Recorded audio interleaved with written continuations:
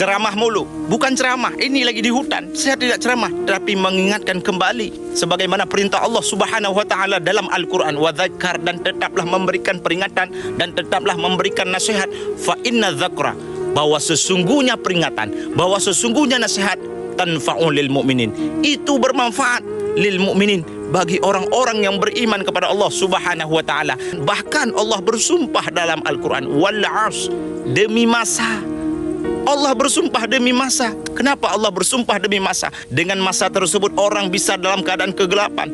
Dengan waktu tersebut seseorang bisa dalam keadaan kebatilan. Dan dengan masa tersebut orang bisa murtad dan keluar daripada agama Islam. Innal insana lafi khus, sesungguhnya manusia ini selalu berada dalam keadaan kerugian. Allah tambahkan usia, dia rugi. Kenapa? Dalam keadaan maksiat. Siapa yang tidak rugi? Illal ladzina amanu, kecuali orang-orang yang beriman kepada Allah Subhanahu wa taala, wa amilus shalihah, dan orang-orang yang senantiasa mengerjakan kebaikan, wattawasau bil haq, dan serta saling menasihati tentang kebenaran, saling memberikan peringatan tentang kebenaran, wattawasau bis sabr, dan saling memberikan nasihat tentang kesabaran. Bahkan Rasulullah SAW mengatakan kepada para sahabat, ad-dinu nasihah, agama adalah nasihat. Dan para sahabat bertanya kepada Rasulullah, qulna liman, kami bertanya lagi kepada Rasul, bagi siapa ya Rasulullah? Rasul menjawab, bagi Allah, wali kitabihi, dan bagi kitab Allah, wali rasulihi, dan bagi rasulnya Allah, wa ammatihim, dan serta bagi orang ataupun bagi umat-umat Islam pada umumnya. Barakallahu fikum. Udahlah, jangan petantang-petenteng dunia ini. Apa sih ya? Apa yang mau dipetantang-petentengkan kita ini? Nggak ada apa-apanya. Jangan sok penting, sok hebat, sok sukses. Apa sukses? Hah? Sukses itu takwa. Kalau dunia ini bukan sukses. Kalau ada di antara kita yang kaya, sama sekali bukan karena hebat, karena Allah mau ngasih aja. Nggak perlu pinter jadi kaya tuh. Kalau Allah mau ngasih, yang bodoh-bodoh juga dikasih aja. Nggak usah kita merasa spesial hanya karena dunia. Gelar juga dikasih tuh. Orang yang tidak beriman juga banyak yang gelarnya tinggi-tinggi. Benar? Benar tidak? Nggak adalah bagi kita untuk petantang-petenteng. Saya melihat banyak koruptor sholat. Ya. Saya melihat banyak orang sholat yang kalau saya ajak ngomong main HP, nggak punya adab. Yang paling enak memang sholat tidak korupsi. Yang paling nyaman memang, paling ideal sholat jujur. Tapi wala talbisul haqqa bil batil, kata Allah. Allah tidak mencampurkan antara hak dan batil. Sholatmu beda, puasamu beda, maksiatmu beda. Itulah sehingga Allah hadirkan dua malaikat, rakit dan atid, mencatat yang baik di baik, yang salah salah. Tapi ini setan kan tidak membiarkan itu. Maka setan masuk. Nah, dia sholat tapi dia korup. Tapi Allah Maha Adil, maka ditimbanglah nanti mana yang lebih banyak, kebaikanmu atau keburukanmu. Kalau dia baik amalnya tapi tidak ada sholatnya, sia-sia. Kenapa? Passwordnya kebaikan itu, kuncinya itu adalah sholat. Orang kalau dapat nikmat dari Allah, kita tahu nikmat ini bisa jadi ujian. Saya sudah pernah sampaikan sebelumnya, ujian tuh kan ada dua. Wa nabluukum bisyarri wal khairi fitnah. Kita diuji kadang-kadang dengan kesedihan, ditinggal orang tersayang, meninggal dunia, kehilangan harta benda tuh bisyarri wal khairi. Tapi kadang-kadang kita diuji dengan kesenangan. Punya suami ganteng, hartanya banyak, anaknya banyak, popularitas, jabatan, kuasa, dan lain sebagainya. Itu juga ujian. Dan dalam versi pandangan manusia, takdir itu mu'alak, masih bisa berubah-ubah. Tergantung dengan ketetapan. Nah, kok bisa takdir itu nantinya berubah? Bisa dengan rahmat Allah Subhanahu wa taala. La yuraddul qada ila du'a, kata Rasul. Tidak ada yang bisa merubah satu ketetapan takdir kecuali doa. Ya Allah, banyakkan rizkiku, padahal udah tertulis nih. Fayanfukhu fihi ruh, ketika usia 4 bulan ditiup ruhnya, ditulis juga, dicatat rizkinya sekian. Ini anak bayi yang lahir dari kecil sampai gede jadi orang miskin, nggak pernah nih dia jadi orang kaya. Tapi karena dia ikhtiar, dia doa tidak henti-henti sama Allah, ya Allah, rubahlah keadaan saya menjadi orang yang kecukupan. Karena ikhtiarnya luar biasa, ibadahnya luar biasa, doanya sama Allah luar biasa, Allah rubah rizki. Itu namanya takdir mu'allaq, ya. Siapa penguasa yang paling hebat di atas muka bumi?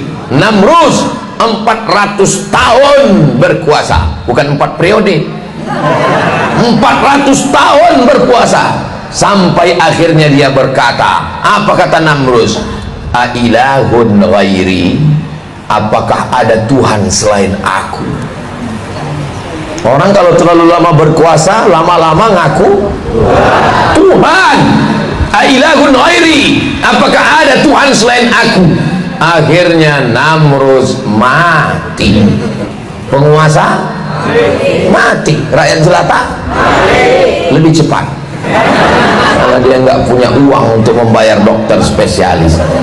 Tidak ada nyawa di tangan dokter, nyawa kuasa Allah Subhanahu wa taala. Kalau Allah mau, orang yang berkuasa, orang yang punya harta mati. Kalian yang punya FB, yang punya Instagram, yang punya TikTok, isikan gambar dengan selawat-selawat. Karena kalau tidak nanti TikTok diisi setan, FB diisi iblis, Instagram diisi hantu, YouTube diisi tuyul. Maka mesti diisi dengan dakwah. Kamu adalah hamba Allah, dikandung ibumu 9 bulan 10 hari, kau dididik, dibesarkan dengan tetesan air mata dan darah. Jangan jatuhkan harga diri. Bilang sama dia, aku senang melihatmu wahai perempuan solihah, maka aku ingin menjadikan engkau ibu untuk anak-anak. Kalau kau mau, terimalah aku. Kalau tidak, masih ada 1000 lagi anak, 1000 lagi. Apa yang diciptakan Allah pertama kali? Apa yang diciptakan Allah pertama kali, Pak Ustadz? Kata orang, tarekat yang pertama diciptakan adalah Nur Muhammad. Saya tak berani bicara tarekat kalau tidak bertanya pada orang tarekat. Maka orang tarekat pun yang alim, jangan yang jahil. Orang tarekat yang ahli hadis jarang. Ada ahli hadis tidak tarekat, ada orang tarekat tak ahli hadis. Datang ke Pekanbaru, ahli hadis dan tarekat, namanya Syekh Muwaffaq, tarekatnya Syaziliyah, pernah juga mengambil Qadiriyah, ada juga mengambil ijazah Naqsyabandiyah. Jadi tarekat dia banyak, tapi yang dia ijazahkan di masjid ini itu zikir Syaziliyah dari Imam Abul Hasan Asy-Syazili. Maka saya jumpai dia langsung di kamar hotel Pangeran. Syekh, saya mau nanya banyak masalah nih, takutnya di masjid nanti tak sempat orang banyak. Di masjid orang banyak bukan nanya, minta foto. Banyak pertanyaan, di antara yang saya tanya tentang hadis Nur Muhammad.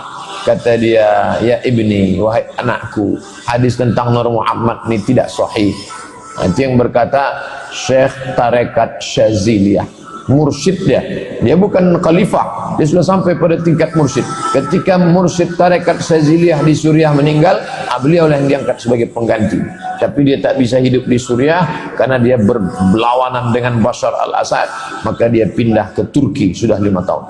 Syekh Muwaffaq, mursyid tarekat Syaziliyah, tentang hadis Nur Muhammad. Kata Syekh Yusuf Qardawi dalam Fatawa Mu'asirah, maka yang pertama kali diciptakan Allah hadis sahih adalah qalam. Al-qalam, qalam artinya pena. Nun wal qalami wa ma yasturun. Al-qalam, yang pertama kali diciptakan qalam. Kata Allah, hai qalam, uktub, tulislah. Ustaz, ya, perempuan di Jakarta berjilbab tapi celananya ketat sekali. Bagaimana? Nisa'un, perempuan, kasiyatun, pakai baju, ariyatun tapi telanjang. Perempuan pakai baju tapi telanjang. Ini belum pernah kalian lihat wahai sahabatku, tapi nanti di akhir zaman kalian akan melihatnya. Tiba-tiba ada anak gadis pakai celana sempit sampai paha menjerit. Kamu menjadi umat paling baik bukan karena tahajudmu. Kamu menjadi umat paling baik bukan karena haji dan umrahmu. Kamu menjadi umat yang paling baik bukan karena membangun masjid. Kuntum khaira ummah, kamu umat yang paling baik. Kapan? Ta'muruna bil ma'ruf, ketika kau ajak orang berbuat baik. Wa tanhauna 'anil munkar, kau larang orang berbuat mungkar. Makanya kalau ada mahasiswa yang ngadu ke saya, Ustadz, saya dapat beasiswa dari Al-Azhar. Terus mak saya nggak ngizinkan. Mati aja lah mak kau.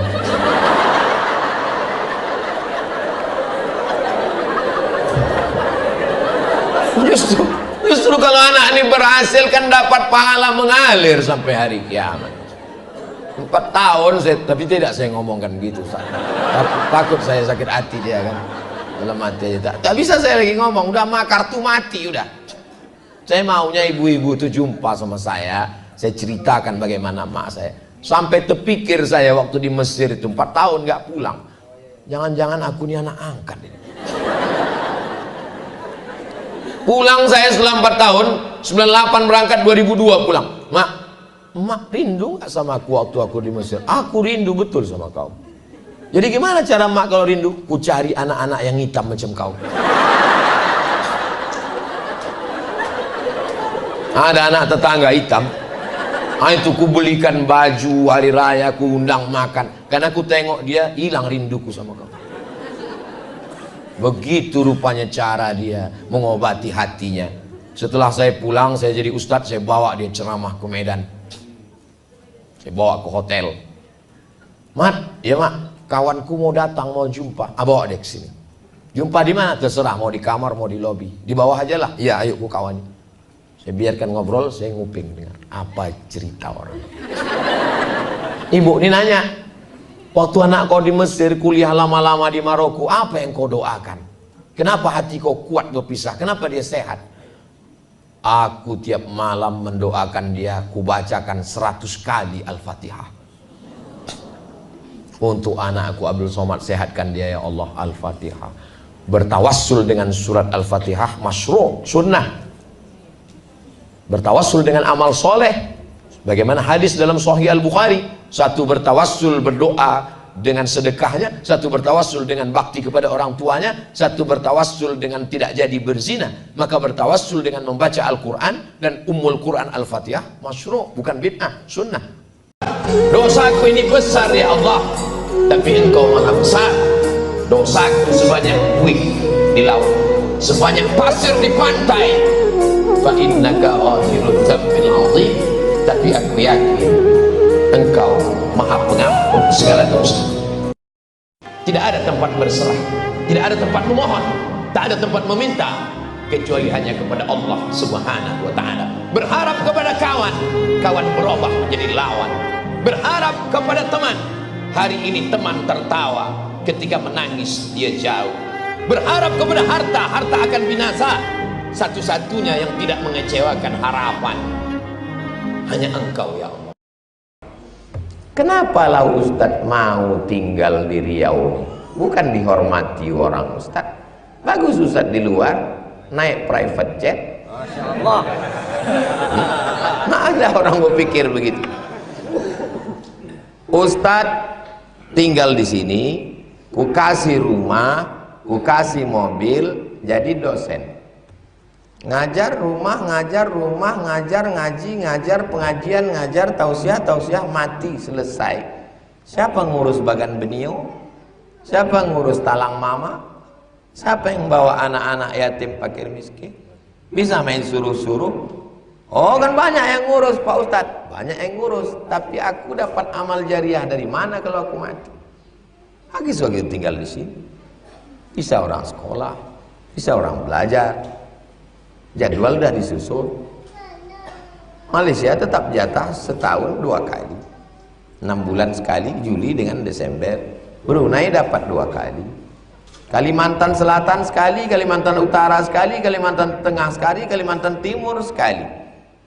Saya tak tahu yang undang siapa, entah masjid, entah musola, entah bupati, entah RT, tak tahu, tak pernah saya tahu.